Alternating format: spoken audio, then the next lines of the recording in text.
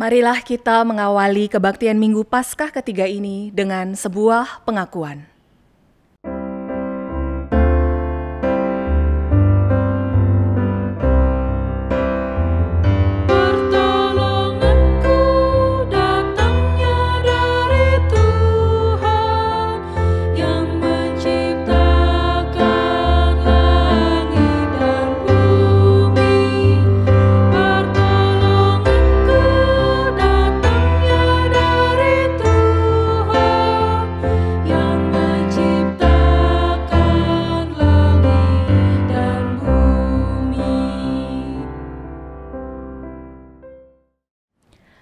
Tuhan beserta saudara.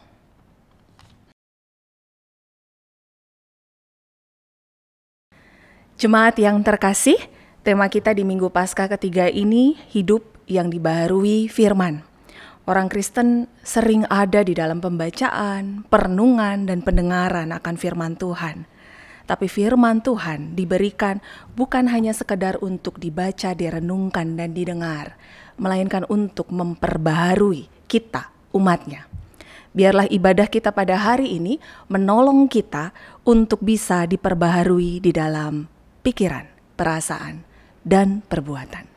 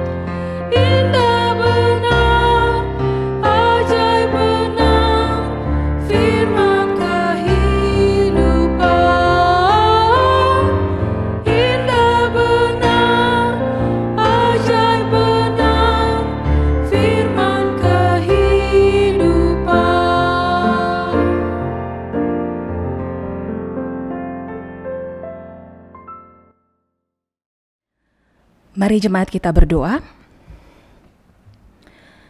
Bapa di dalam surga, kami datang Tuhan merendahkan diri kami, mengaku dosa kami. Ampuni kami Tuhan manakala fokus kami hanya ditujukan kepada pergumulan hidup kami, sehingga kami abai akan suara Tuhan. Ampuni kami Tuhan manakala kami terlalu disibukkan dengan begitu banyak kegiatan aktivitas kami, sehingga kami tidak memiliki waktu untuk mendengar perkataan Tuhan. Ampuni kami Tuhan, bila mana kami menganggap yang lain di dunia ini lebih penting daripada Engkau. Ampuni kami ketika kami mungkin sering kali menjadi sombong, angkuh, dan merasa diri benar, tidak perlu lagi mendengar ajaran-Mu, perkataan-Mu. Ampuni kami Tuhan, sucikan kami Bapa, layakkan kami Tuhan. Di dalam nama Yesus, Sang Penebus kami berdoa. Amin.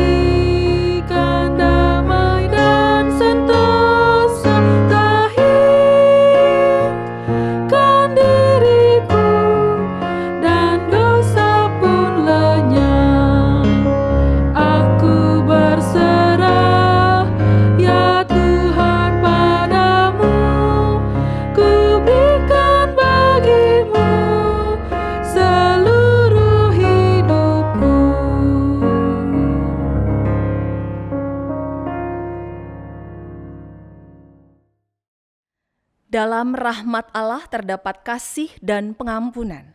Maka bagi saudara yang membuka hati baginya, dengarkanlah berita anugerah yang diambil dari 1 Petrus 1 ayatnya yang ketiga.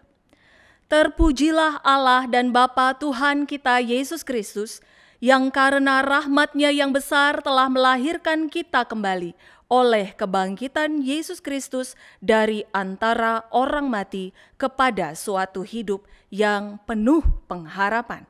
Demikianlah berita anugerah dari Tuhan.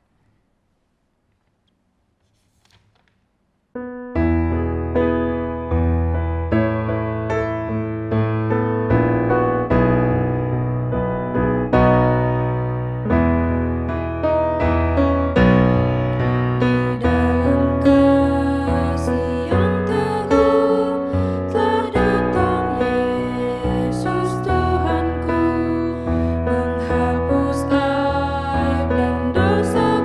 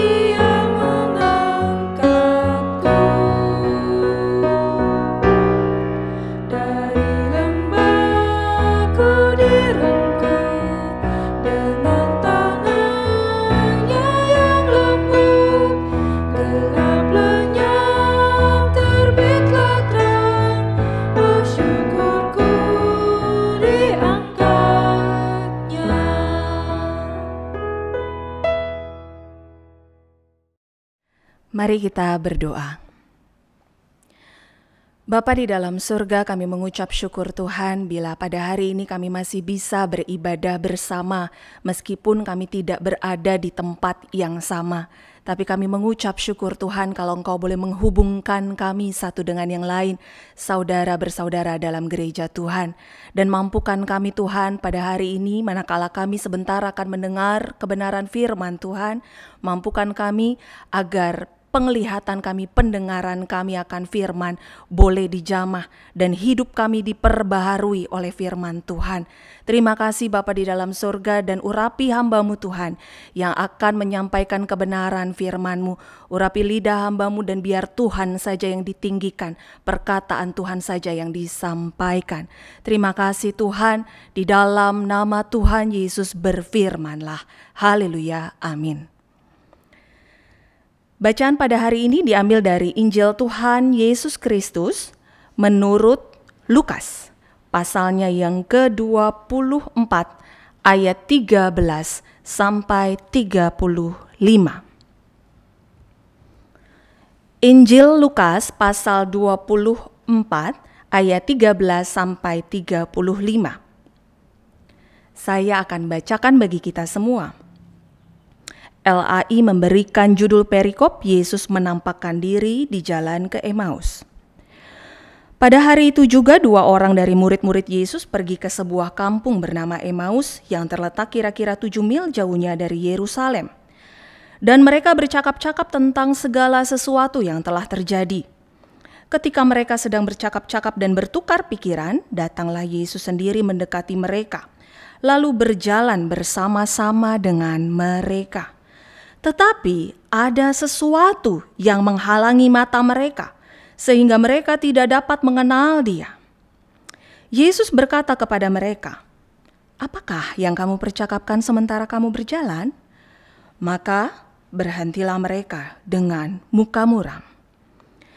Seorang dari mereka namanya Kleopas menjawabnya, "Adakah engkau satu-satunya orang asing di Yerusalem yang tidak tahu apa yang terjadi di situ pada hari-hari belakangan ini?" Katanya kepada mereka, "Apakah itu?" Jawab mereka, "Apa yang terjadi dengan Yesus orang Nazaret? Dia adalah seorang nabi yang berkuasa dalam pekerjaan dan perkataan di hadapan Allah dan di depan seluruh bangsa kami. Tetapi imam-imam kepala dan pemimpin-pemimpin kami telah menyerahkan Dia untuk dihukum mati dan mereka telah menyalibkannya. Padahal kami dahulu mengharapkan bahwa Dialah yang datang untuk membebaskan bangsa Israel. Tetapi sementara itu telah lewat 3 hari sejak semuanya itu terjadi. Tetapi beberapa perempuan dari kalangan kami telah mengejutkan kami. Pagi-pagi buta, mereka telah pergi ke kubur dan tidak menemukan mayatnya. Lalu mereka datang dengan berita bahwa telah kelihatan kepada mereka malaikat-malaikat yang mengatakan bahwa Ia hidup. Dan beberapa teman kami telah pergi ke kubur itu dan mendapati bahwa memang benar yang dikatakan perempuan-perempuan itu. Tetapi Dia tidak mereka lihat." Lalu Ia berkata kepada mereka, "Hai kamu orang bodoh, betapa lambannya hatimu, sehingga kamu tidak percaya segala sesuatu yang telah dikatakan para nabi. Bukankah Mesias harus menderita semuanya itu untuk masuk ke dalam kemuliaannya?" Lalu Ia menjelaskan kepada mereka apa yang tertulis tentang Dia dalam seluruh kitab suci, mulai dari kitab-kitab Musa dan segala kitab nabi-nabi. Mereka mendekati kampung yang mereka tuju. Lalu Ia berbuat seolah-olah hendak meneruskan perjalanannya. Tetapi mereka sangat mendesaknya, katanya, "Tinggallah bersama-sama dengan kami, sebab hari telah menjelang malam dan matahari hampir terbenam." Lalu masuklah Ia untuk tinggal bersama-sama dengan mereka. Waktu Ia duduk makan dengan mereka, Ia mengambil roti, mengucap berkat, lalu memecah-mecahkannya dan memberikannya kepada mereka. Ketika itu terbukalah mata mereka dan mereka pun mengenal Dia. Tetapi Ia lenyap dari tengah-tengah mereka. Kata mereka seorang kepada yang lain, "Bukankah hati kita berkobar-kobar ketika ia berbicara dengan kita di tengah jalan dan ketika ia menerangkan kitab suci kepada kita?" Lalu bangunlah mereka dan terus kembali ke Yerusalem. Di situ mereka mendapati ke-11 murid itu. Mereka sedang berkumpul bersama-sama dengan teman-teman mereka. Kata mereka itu, "Sesungguhnya Tuhan telah bangkit dan telah menampakkan diri kepada Simon." Lalu kedua orang itu pun menceritakan apa yang terjadi di tengah jalan dan bagaimana mereka mengenal dia pada waktu ia memecah-mecahkan roti. Demikianlah Injil Tuhan Yesus Kristus. Berbahagialah mereka yang mendengarkan firman Allah dan yang melakukannya. Haleluya.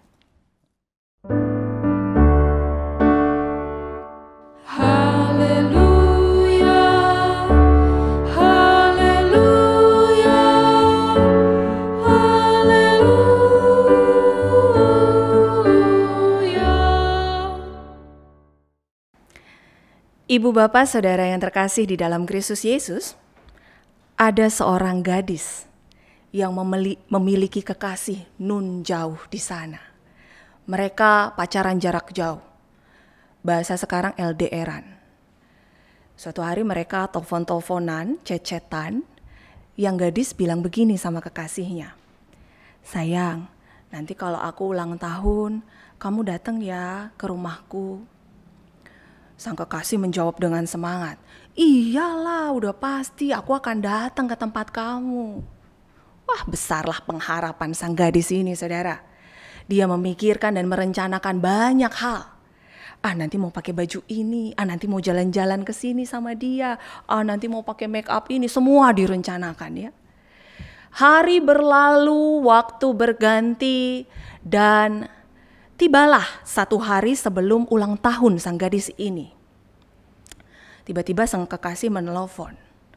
Lalu dia mengabari sang gadis ini, "Sayang, maafin aku ya, aku gak bisa datang ke tempat kamu. Aku dirawat di rumah sakit."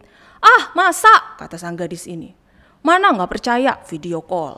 Video call untuk membuktikan dia memang terawat di rumah sakit dan terbaring lemah di rumah sakit." Ternyata betul, saudara. Sang kekasih ini sakit dan harus dirawat di rumah sakit. Hancurlah hati sang gadis ini berkeping-keping. Bukan saja dia tidak bisa bertemu lagi dengan kekasihnya, tapi dia tahu kekasihnya sakit. Dan keesokan harinya manakala ulang tahunnya tiba, dia mengurung diri di dalam kamar. Pagi, siang, sore, malam karena sedih yang teramat dalam. Lalu mamanya tiba-tiba datang ketok pintu. "Nak, keluar, pacar kamu di depan rumah." Saudara, respon sang gadis ini, "Mama jangan bercanda. Dia tuh lagi sakit, dia lagi dirawat di rumah sakit. Gak mungkin dia ada di sini." Lihat saudara, kesedihan yang teramat dalam seringkali tidak tersentuh sedikit pun oleh kabar baik. Dan inilah yang dirasakan oleh dua orang yang berjalan menuju Emmaus. Mereka sangat sedih. Siapa mereka? Ayat 13 mengatakan bahwa mereka adalah murid-murid Yesus. Kenapa mereka bersedih? Karena mereka tahu bahwa guru mereka yang selama ini mereka harapkan mati. Tidak tanggung-tanggung matinya disalib, saudara. Tentu saja mereka hancur hatinya berkeping-keping. Mereka bukan hanya mengharapkan Yesus sebagai guru mereka, tapi mereka mengharapkan Yesus sebagai Mesias dalam konsep Yahudi, yaitu pembebas bangsa Israel. Maka saudara, tentu saja kedua orang Emmaus ini sangat sedih. Namun bukannya mereka tidak mendengar kabar baik. Ayat 22 sampai ayat 24 menjelaskan kepada kita bahwa sebenarnya dua orang ini sudah dengar kabar kebangkitan Yesus. Tapi persoalannya, kok mereka masih sedih? Kok mereka masih galau? Nah saudara, kemungkinan besar mereka adalah orang-orang di ayat 11. Kalau kita melihat kembali ke dalam pasal 24 ayatnya yang ke-11, maka kita bisa melihat bahwa kabar kebangkitan itu dianggap omong kosong. Mungkin mereka menganggap kabar baik ini omong kosong. Ada dua kemungkinan yang menjadi alasan mengapa kabar kebangkitan ini omong kosong. Yang pertama, orang mati kok bangkit? Gak pernah tuh ada dalam sejarahnya orang mati bangkit. Dan yang kedua, kemungkinan karena informannya adalah perempuan. Loh, kenapa emangnya perempuan? Masalah, saudara. Di dalam masa tersebut, suara perempuan tidak dianggap. Perempuan betul-betul dipinggirkan dan dimarginalkan. Sehingga manakala informannya ini adalah seorang perempuan, ini menjadi persoalan, ini menjadi masalah. Nah, oleh karena itu saudara, mereka ada di dalam kesedihan. Mereka berjalan di dalam kesedihan mereka, di dalam kegelisahan mereka. Perhatikan, Yesus datang menjumpai mereka. Persoalannya saudara, mereka tidak sadar kalau itu Yesus. Alkitab hanya mengatakan bahwa ada sesuatu yang menghalangi mata mereka. Berbagai penafsir Alkitab mencoba untuk memunculkan tafsiran mengenai hal ini. Yang pertama, kemungkinan karena tubuh Yesus adalah tubuh kebangkitan, sehingga mereka tidak bisa langsung mengenali Yesus. Yang kedua, karena mereka berjalan dari Yerusalem menuju Emmaus, saudara. Emmaus itu terletak di barat laut Yerusalem. Katakanlah di pagi hari mereka baru mendengar kabar dari para perempuan yang datang ke kubur Yesus. Sore hari mereka sudah sampai di Emmaus. Jarak tempuh 7 mil alias 11 kilometer. 11 sampai 12 kilometer. Yang mana mereka tempuh jalan kaki. Jadi mereka kemungkinan jalan di siang hari. Matahari bisa menyilaukan mereka sehingga mereka tidak bisa dengan mudah mengenali orang yang ada di samping mereka. Nah, namun ada juga tafsiran yang ketiga yang mengatakan bahwa mereka ada di dalam kesedihan yang mendalam sehingga mereka tidak menyadari orang yang ada bersama dengan mereka. Bukankah kita juga bisa seperti itu ya saudara? Baru-baru ini saya nonton TV, beritanya berita sedih. Susah sekarang cari berita gembira ya. Saya nonton TV beritanya berita sedih. Terus saya masak saudara. Saya lupa kalau saya masak. Panci menghitam yang dimasak lenyap saudara. Kadang kalau kita sedih begitu, kita nggak sadar gitu ya apa yang terjadi di sekitar kita. Nah, Yesus yang tahu mereka sedih, datang lalu bertanya, apa yang kalian perbincangkan? Apa yang terjadi? Bukannya Yesus tidak tahu. Wong Yesus sendiri yang mengalami kok. Lalu mengapa Yesus bertanya? Yesus bertanya, karena dia mau mendengar. Mendengar kegelisahan dan kegundahan murid-muridnya. Dan akhirnya mereka curhat, saudara. Curhat, cerita tentang apa yang terjadi. Sebelum mereka terlarut-larut di dalam kesedihan yang semakin dalam, Yesus membangunkan mereka. Dan unik caranya ya. Di ayat 25 dikatakan, lalu ia berkata kepada mereka, hai kamu orang bodoh. Waduh, kok dimaki, kok dihina. Nah saudara, kalau kita menelisik kata orang bodoh ini kembali ke bahasa aslinya, ke bahasa Yunani, maka kata yang digunakan adalah anoetos. Dan kata anoetos ini dipakai oleh Rasul Paulus kepada kepada jemaat di Roma ketika memberikan surat Roma. Roma pasal 1 ayat 14 mencantumkan kata yang sama. Namun LAI menerjemahkannya dengan kata tidak terpelajar. Jadi seolah Yesus bukannya mau menghina, tapi lebih kepada mau membangunkan mereka. Kok kamu gak belajar sih? Kok kamu gak sadar sih? Apa yang sudah dikatakan selama ini, ingat saudara, dua orang ini adalah murid Yesus. Sehingga Yesus mencoba untuk membangunkan mereka dari kesedihan mereka.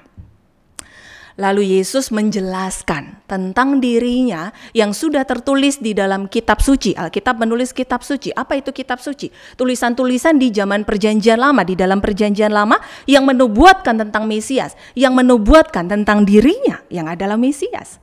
Lalu dia menjelaskan kembali kepada dua orang Emmaus ini. Tidak terasa ketika penjelasan itu berlangsung, nyampe lah mereka dekat Emmaus. Saudara, apa yang dilakukan oleh dua orang Emmaus ini? Mereka, Alkitab mencatat, mereka mendesak Yesus supaya mampir ke rumah mereka. Alasannya karena hari sudah mau malam, matahari sudah hampir terbenam. Lalu Yesus akhirnya masuk ke dalam rumah mereka dan mereka mengadakan perjamuan, saudara. Ingat saudara, ini rumahnya mereka, ya. Yesus tamu. Tapi apa yang Yesus lakukan? Yesus mengambil roti itu, mengucap berkat, memecah-mecahkannya, dan membagikan kepada mereka. Disitulah mereka sadar. Mengapa? Karena tindakan yang Yesus lakukan adalah tindakan yang dicatat oleh Injil Lukas juga. Manakala Yesus memberi makan 5.000 orang. Yesus mengambil roti itu, mengucap berkat, memecah-mecahkannya, dan membagikannya kepada mereka. Seolah ini menjadi tindakan yang kok familiar ya. Kok kayaknya saya pernah tahu ya. Ini Yesus. Pertolongan yang semacam ini datangnya hanya dari Yesus. Di saat mereka sadar, Yesus lenyap dari pandangan mereka. Saudara, pikiran mereka dibukakan. Perasaan mereka berkobar-kobar. Mereka mengatakan satu kepada yang lainnya, bukankah hati kita berkobar-kobar? Tindakan mereka diubahkan, saudara. Mulai dari mereka yang jalan dari Yerusalem menuju ke Emmaus, sampai di Emmaus, mereka semangat balik lagi ke Yerusalem. Untuk apa? Untuk mengabarkan kepada 11 rasul, Yesus sudah bangkit. Mereka bersaksi. Saudara, bukankah itu yang terjadi manakala kita mengalami perjumpaan dengan Kristus? Pikiran kita diubahkan, perasaan kita disentuh, tindakan kita diubahkan. Maka pertanyaannya bagi kita sekarang adalah, sudahkah kita mengalami perjumpaan dengan Kristus sehingga pikiran dan perasaan serta tindakan kita diubahkan? Atau mungkinkah kita adalah orang yang belum mengalami perjumpaan dengan Kristus? Saudara, kalau di zaman orang Emmaus itu mereka bisa bertatap muka langsung dengan Yesus, lalu bagaimana dengan kita saat ini? Ingat saudara, Yesus adalah Sang Firman.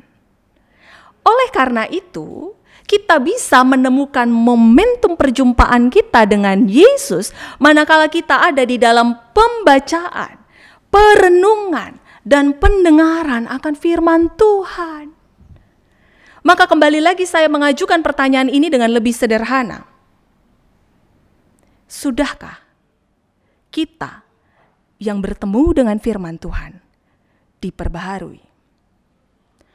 Atau mungkinkah kita adalah orang-orang yang rajin pergi ke gereja, adalah orang yang aktif pelayanan, adalah orang-orang yang merasa sudah tahu Alkitab, Yesus lahir di Bethlehem, besar di Nazaret, udah tahu. Tapi kesemuanya itu tidak mengubahkan hidup kita. Maka saudara, bacaan kita pada hari ini menolong kita setidaknya untuk mempertanyakan dua hal kepada kita yang manakala sudah bertemu dengan firman Tuhan tapi tidak ada perubahan di dalam hidup. Pertanyaan yang pertama adalah, kemana fokus kita? Mungkinkah kita terlalu fokus terhadap pergumulan hidup kita?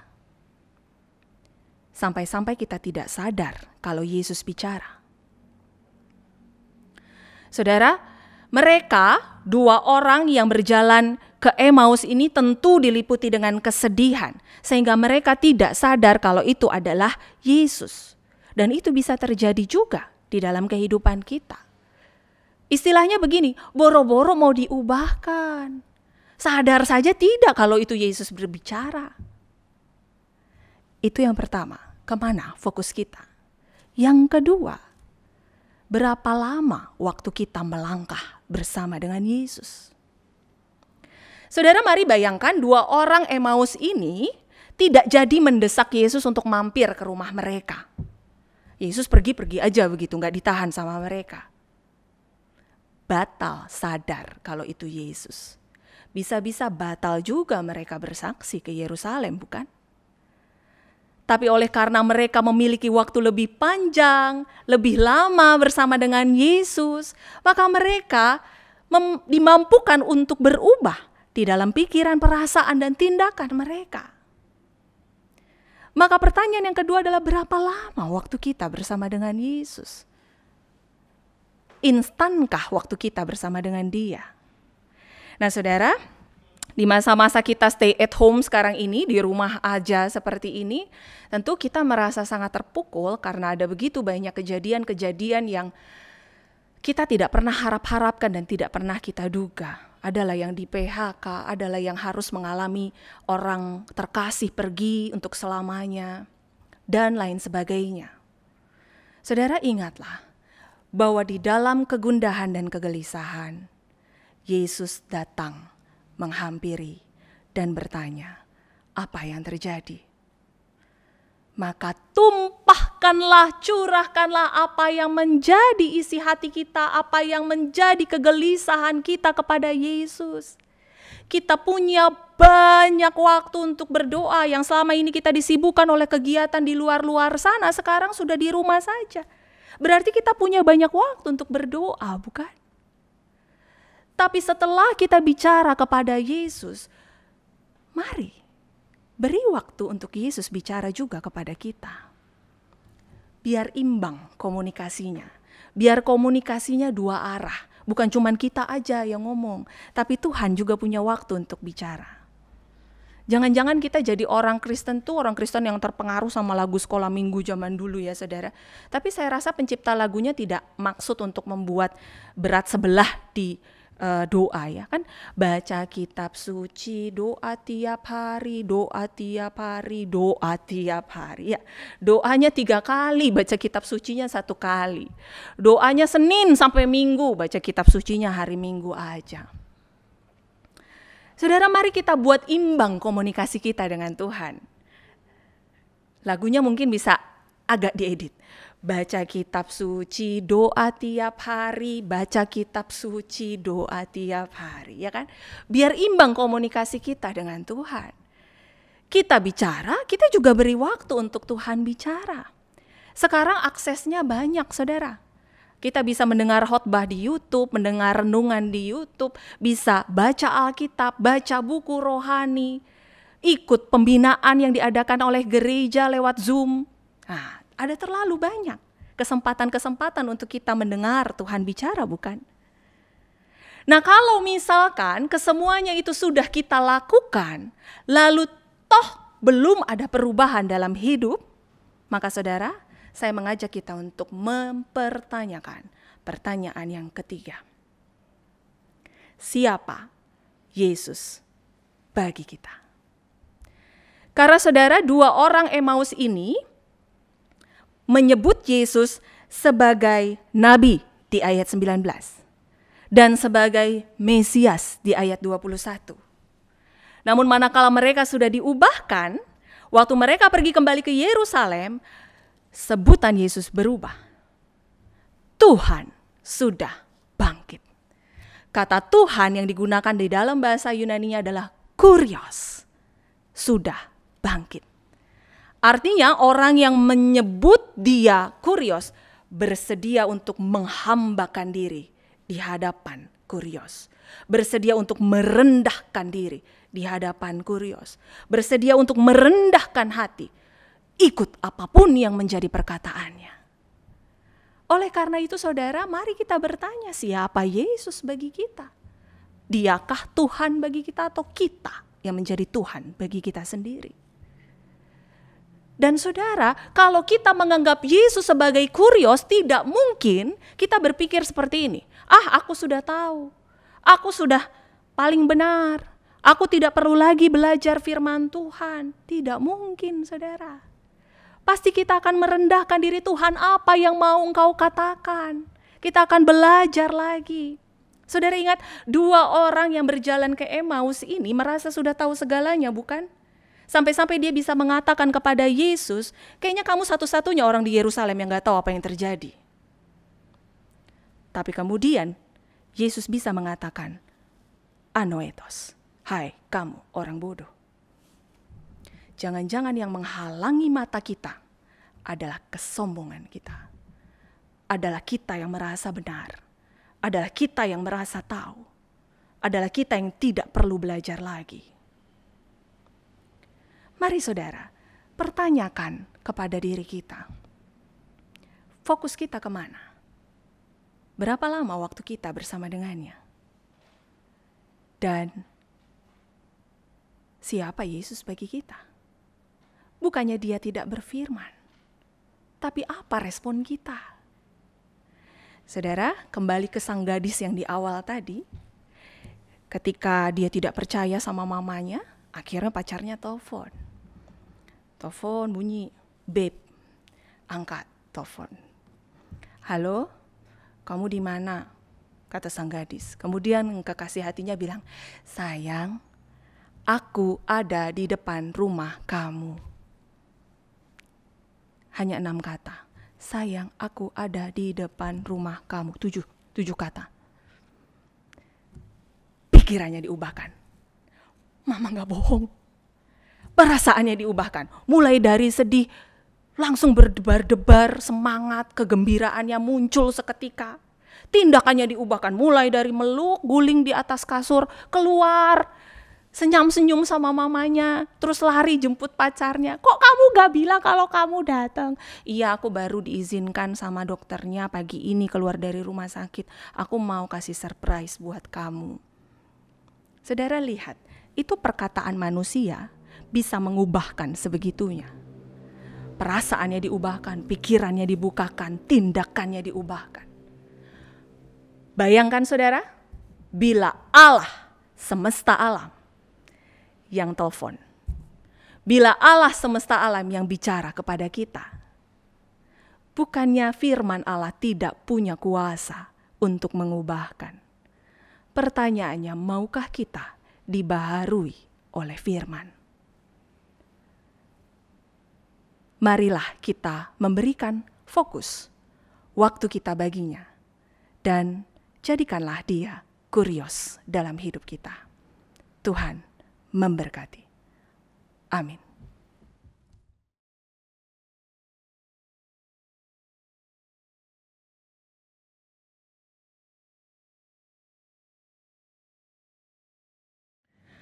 Marilah bersama dengan umat Allah di masa lalu, masa kini, dan masa depan, mengingat pengakuan iman kita menurut pengakuan iman rasuli.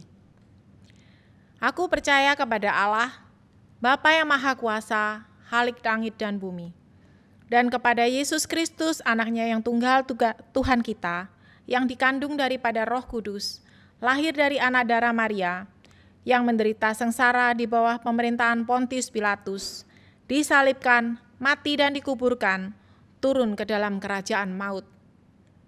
Pada hari yang ketiga, bangkit pula dari antara orang mati, naik ke sorga, duduk di sebelah kanan Allah, Bapa yang Maha Kuasa. Dan dari sana ia akan datang untuk menghakimi orang yang hidup dan yang mati. Aku percaya kepada Roh Kudus, gereja yang kudus dan am, persekutuan orang kudus, pengampunan dosa, kebangkitan orang mati, dan hidup yang kekal. Marilah kita berdoa untuk doa syafaat.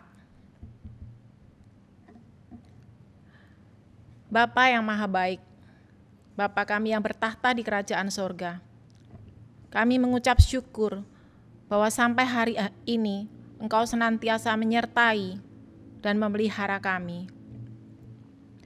Bapa, kami percaya rancangan-Mu adalah yang paling baik dan sempurna bagi kehidupan setiap umat-Mu yang percaya dan bersandar kepadamu. Bapa yang baik, pada saat ini kami hendak berdoa untuk bangsa dan negara kami. Kami hendak berdoa untuk pemerintahan pusat sampai daerah dalam mengambil langkah-langkah yang tepat untuk menangani COVID-19. Kiranya Tuhan memberikan hikmat dan hati yang bijaksana, serta memampukan dan memberikan kesehatan kepada pemimpin bangsa kami. Kami juga hendak berdoa untuk tim medis, para gugus tugas, dan relawan, serta Satgas Penanganan COVID-19 yang terus melayani dan menangani pandemi ini. Kiranya Tuhan Yesus terus sertai dan mampukan mereka. Kami berdoa untuk tiap ODP, PDP, dan orang yang sudah positif yang sedang dalam perawatan di rumah sakit agar segera pulih kembali. Kami berdoa untuk kebutuhan-kebutuhan APD, obat-obatan, dan lain-lain yang diperlukan oleh rumah sakit dalam penanganan pandemi ini.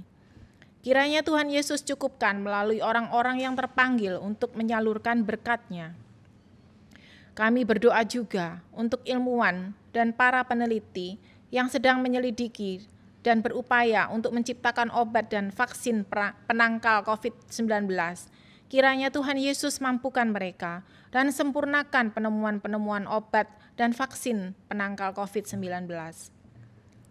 Kami berdoa untuk gereja-gereja Tuhan, kiranya Tuhan Yesus gerakkan agar turut terlibat dan mengambil bagian dalam penanganan COVID-19 ini. Kami berdoa untuk dampak dari pandemi COVID-19 ini, yaitu perekonomian global yang melemah, sehingga banyak tenaga kerja yang terdampak dan kehilangan pekerjaan atau penghasilannya. Kiranya Tuhan Yesus topang mereka dan mampukan pemerintah-pemerintah bangsa-bangsa dalam memulihkan perekonomian global. Untuk jemaat yang sakit dan masih dalam proses pemulihan, kiranya Tuhan Yesus terus beserta dengan mereka. Untuk rencana relokasi gereja kami terus berdoa dan berharap kiranya Tuhan Yesus memampukan kami. Inilah seru doa kami ya Bapa. Kami alaskan doa kami ini di dalam nama Tuhan Yesus yang mengajarkan kepada kami untuk berdoa.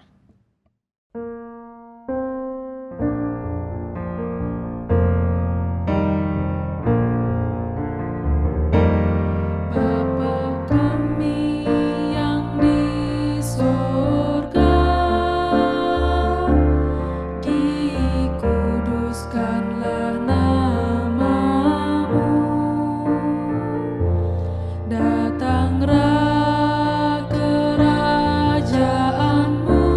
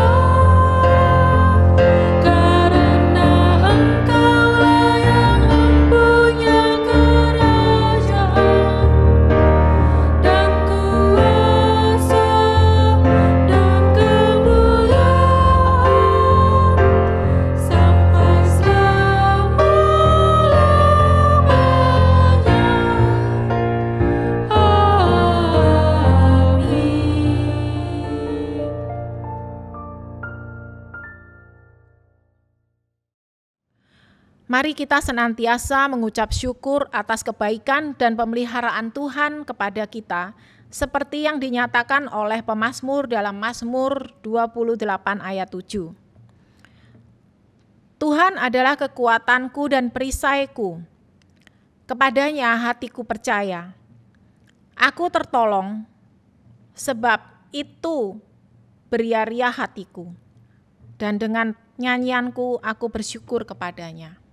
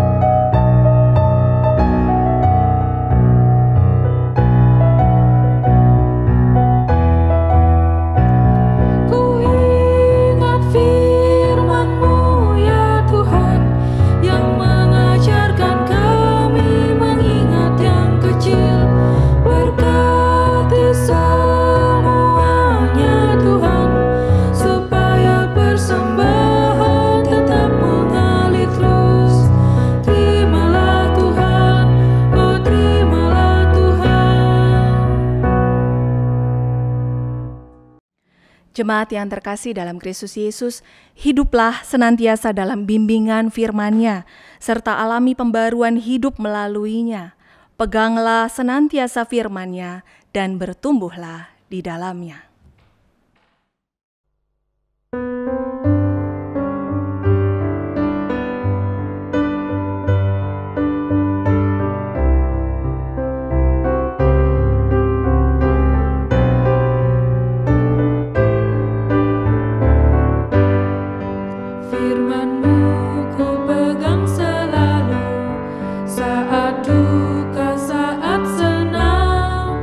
Jalan hidup yang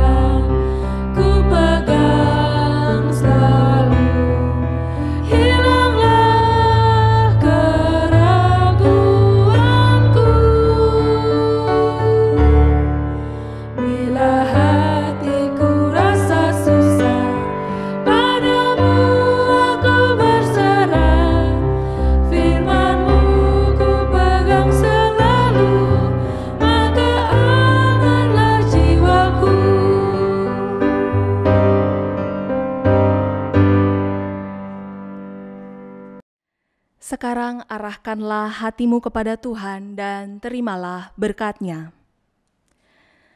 Tuhan memberkati dan melindungi kita. Tuhan menyinari kita dengan wajah-Nya dan memberi kita kasih karunia. Tuhan menghadapkan wajah-Nya kepada kita dan memberi kita damai sejahtera kini dan selama-lamanya.